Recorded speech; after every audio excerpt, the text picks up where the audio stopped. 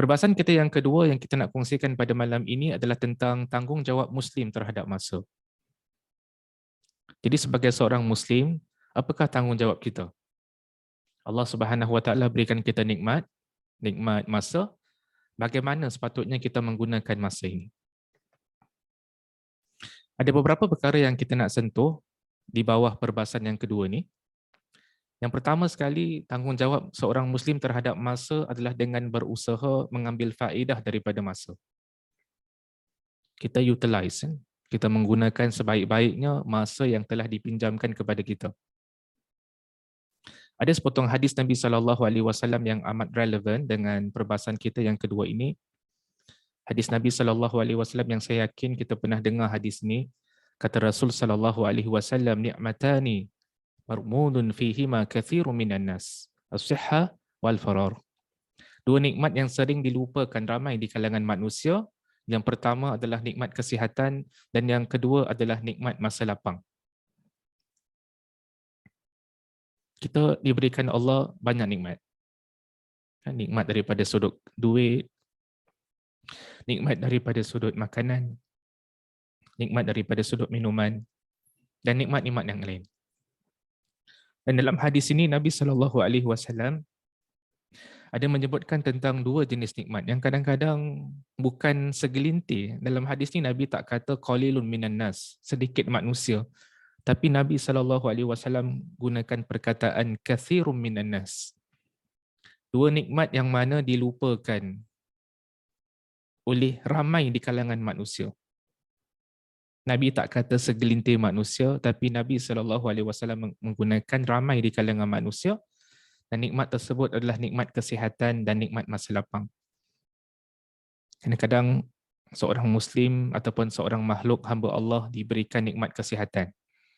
Tapi kadang-kadang kesihatan yang diberikan oleh Allah Subhanahu Wa Taala digunakan untuk melakukan perkara-perkara yang tidak diredai oleh Allah Subhanahu Wa Taala. Kadang-kadang seorang hamba Allah diberikan nikmat masa lapang.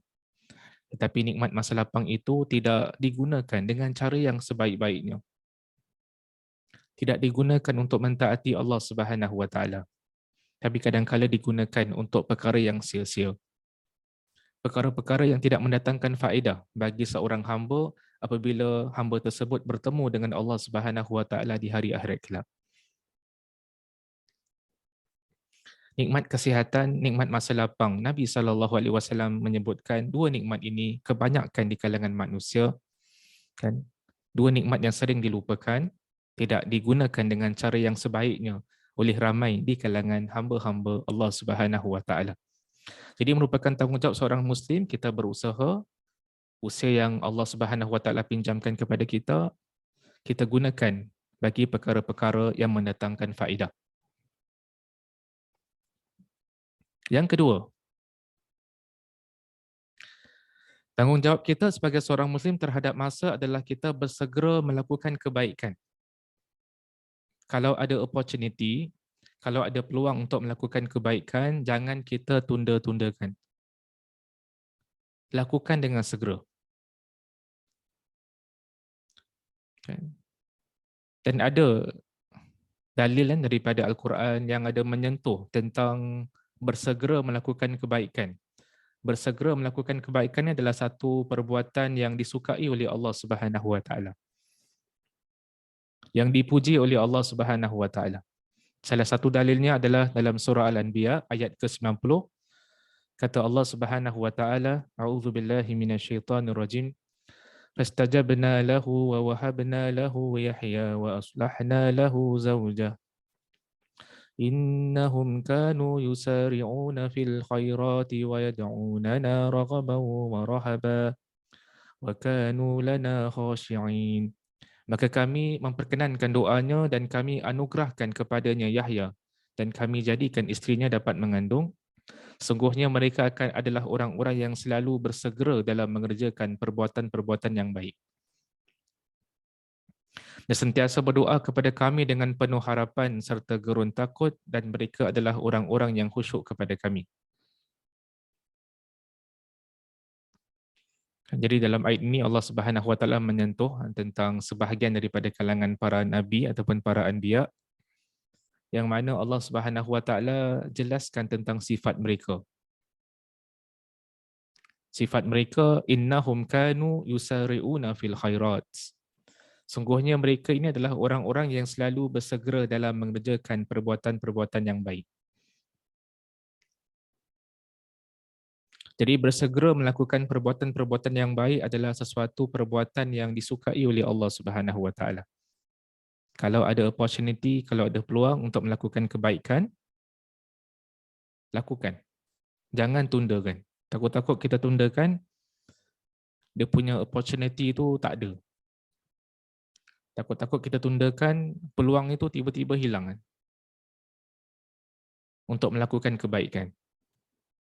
Jadi kalau ada keazaman yang terdetik dalam hati untuk melakukan kebaikan, kan, hendaklah kalau boleh kita mempercepatkan, menyegerakan melakukan kebaikan tersebut.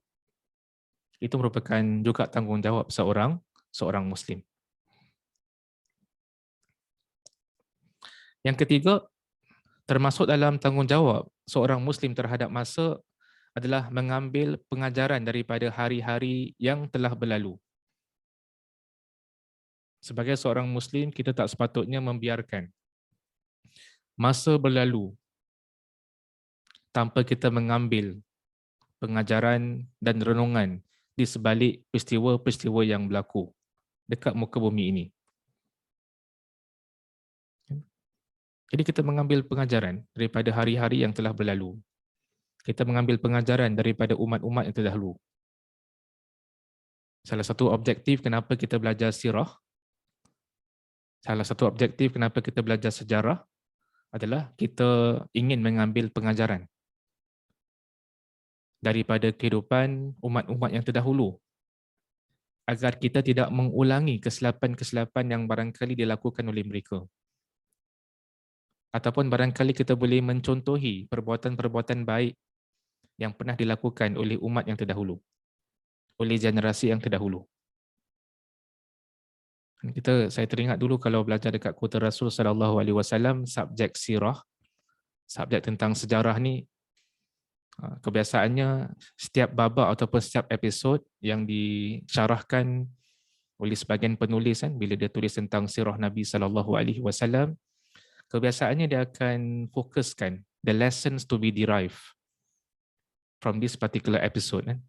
Dia akan tulis apakah pengajaran-pengajaran yang penting yang dapat diraih oleh para pembaca ketika mana mereka mengkaji, mempelajari tentang sirah Nabi sallallahu alaihi wasallam. Ada salah seorang pakar sejarah yang sampai hari ini dia masih lagi hidup, semoga Allah Subhanahu Wa Taala pelihara dia. Yang saya amat minat membaca tulisan-tulisannya adalah Dr. Ali Muhammad As-Salabi, seorang pakar sejarah. Banyak kitab yang dia tulis berkaitan dengan sejarah. Dia menulis tentang sejarah Nabi sallallahu alaihi wasallam, dia menulis tentang sejarah Khalifah Abu Bakar, Khalifah Umar, Khalifah Uthman, Khalifah Ali, dan juga episod-episod yang datang selepas itu. Menarik tentang penulisannya, setiap kali dia tulis tentang sejarah ni, dia akan cuba mengeluarkan faedah-faedah, pengajaran-pengajaran penting yang dapat dikaitkan dengan perkara-perkara yang berlaku pada zaman Nabi sallallahu alaihi wasallam, pada zaman para khulafa ar-rasyidin, the rightly guided caliph. Banyak pengajaran-pengajaran yang boleh kita keluarkan. Ada yang tanya tentang nama ulama tersebut, namanya adalah Dr. Ali Muhammad As-Salabi. Saya tuliskan dekat chat box. Dr. Ali Muhammad As-Salabi ni kebanyakan kitabnya dah diterjemahkan. Ada terjemahan dalam bahasa Melayu, ada terjemahan dalam bahasa Inggeris pun ada. Terjemahan bahasa Melayu ni saya rasa kalau dekat kedai Wisma Indah sana, Muslim Media, kita dapat jumpa tulisan-tulisan beliau. Salah seorang pakar sejarah yang amat baik susunannya, penulisannya daripada sudut sejarah. Jadi antara tanggungjawab sebagai seorang Muslim, kita mengambil pengajaran daripada hari-hari yang telah berlalu. Yang keempat, tanggungjawab seorang Muslim adalah menyusun masa. Kita susun masa kita betul-betul. Ada masa kita beribadah. Ada masa kita mendirikan solat. Ada masa kita melakukan, kita baca Quran. Dalam masa yang sama juga ada masa untuk perkara-perkara yang lain. Kita dalam Islam ni walaupun disunatkan berpuasa, tetapi bukanlah hari-hari kita berpuasa. Bahkan disebutkan dalam hadis Nabi SAW, puasa yang amat dicintai oleh Allah adalah puasa Nabi Daud alaihi salam. Satu hari puasa, satu hari tak puasa. Satu hari puasa, satu hari tak puasa, dia selang-seli. Ada masa Nabi SAW pun kita lihat dalam kehidupan Nabi, Nabi ada pelbagai aktiviti yang dilakukan oleh beliau. Ada masa beliau berzikir kepada Allah, ada masa beliau solat malam, ada masa juga beliau melakukan perkara-perkara yang lain. Dalam sepotong hadis, pernah ada 3 orang lelaki pada zaman Nabi SAW. Mereka tanya kepada isteri-isteri Nabi SAW tentang ibadah Nabi SAW. Mereka nak tahu tentang ibadah Nabi ni macam mana. Bila telah diceritakan kepada mereka tentang ibadah Nabi SAW, mereka rasa macam ibadah mereka ni macam sedikit. Jadi ada di kalangan mereka tu, ada yang berkata yang dia nak berpuasa terus-menerus, tak nak berbuka. Ada pula di kalangan mereka yang berkata yang dia nak mendirikan solat malam, dia tak nak tidur. Dan ada pula di kalangan mereka yang berkata yang dia tidak ingin bernikah. Bila berita ini sampai kepada Nabi SAW, apa kata Rasul SAW? Inni la akhsyakum lillah wa atqakum lahu, lakinni asumu wa uftir wa usalli wa arqud wa atazawwajun nisa, faman raghiba an sunnati falaysa minni. Aku adalah orang yang paling takut dan bertakwa kepada Allah. Tetapi aku bangun malam dan tidur. Aku berpuasa dan aku berbuka. Serta aku juga berkahwin. Sesiapa yang tidak suka kepada sunnahku, dia bukan daripada kalanganku. Jadi Nabi SAW memberikan teguran. Nabi SAW, yes, Nabi bangun malam untuk mendirikan solat malam, tapi dalam masa yang sama juga Nabi tidur. Nabi tak bangun all the way. Nabi pun tidur juga. Nabi SAW, yes, Nabi berpuasa, tapi ada kalanya Nabi berbuka. Dan Nabi juga berkahwin. Jadi dalam Islam ni bukan 24 hours kan kita melakukan solat je, ataupun kita puasa je, tak ingat benda-benda yang lain. Tapi dalam sebagaimana yang kita belajar dalam Al-Quran dan juga dalam hadis Nabi SAW, kan, boleh kita setiap masa tu dia ada aktiviti yang sesuai pada masa tersebut. Ada masa untuk kita belajar, ada masa untuk kita baca Quran, ada masa untuk kita mendirikan solat, ada masa untuk kita beriadah, kan, bersukan, ada masa kita spend dengan ahli keluarga kita, ada juga masa yang kita kirakan senang kata kita susun masa kita lah, kan, dengan sebaiknya. Saya dulu dekat Kota Rasul SAW, belajar kat Madinah ni bukanlah maksudnya 24 hours kan baca Quran. Ada banyak aktiviti kat sana.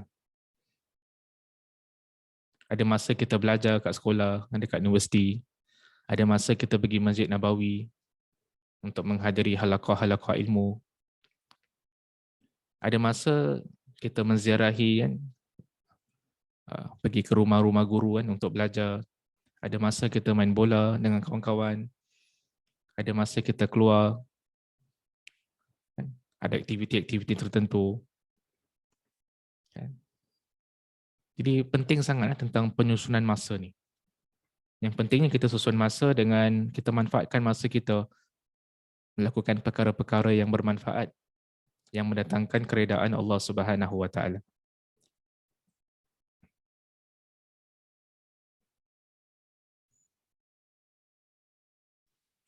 Yang kelima, memilih masa yang terbaik. Tanggungjawab kita terhadap masa juga adalah memilih masa yang terbaik. kita ada banyak aktiviti, kadang-kadang kita sebagai seorang Muslim kena bijak allocate time. Aktiviti mana yang kita, satu aktiviti ni kita nak buat masa yang mana satu.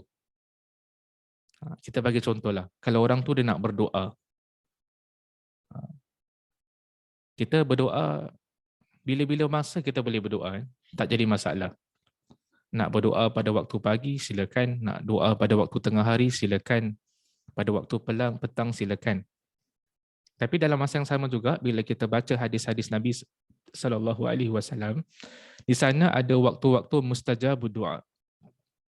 Di sana ada waktu-waktu yang insya-Allah kalau seorang hamba dia panjatkan doanya kepada Allah, insya-Allah dikabulkan oleh Allah. Salah satu contohnya adalah pada sepertiga malam terakhir. Kita boleh doa kepada Allah at any time.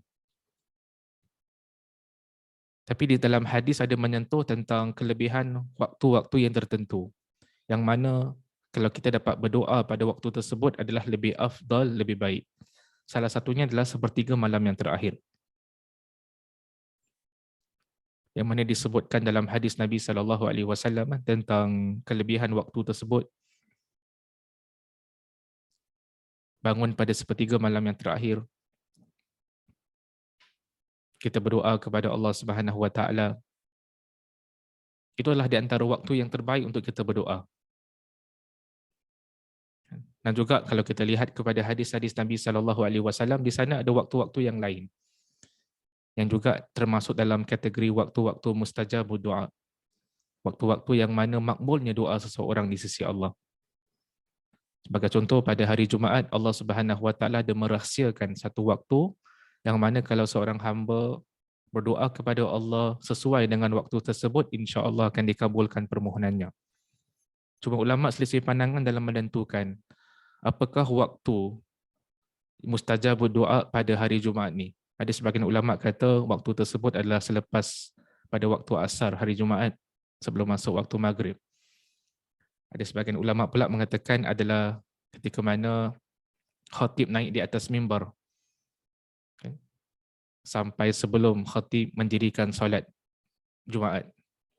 Yang pentingnya ada waktu yang dirahsiakan oleh Allah Subhanahu Wa Taala pada hari Jumaat, pada siang hari Jumaat, yang mana kalau seorang hamba berdoa pada waktu tersebut, insya-Allah akan dikabulkan permohonannya.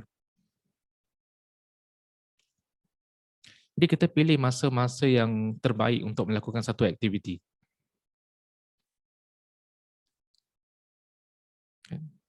Itu juga merupakan perkara yang sewajarnya dilakukan oleh seorang Muslim.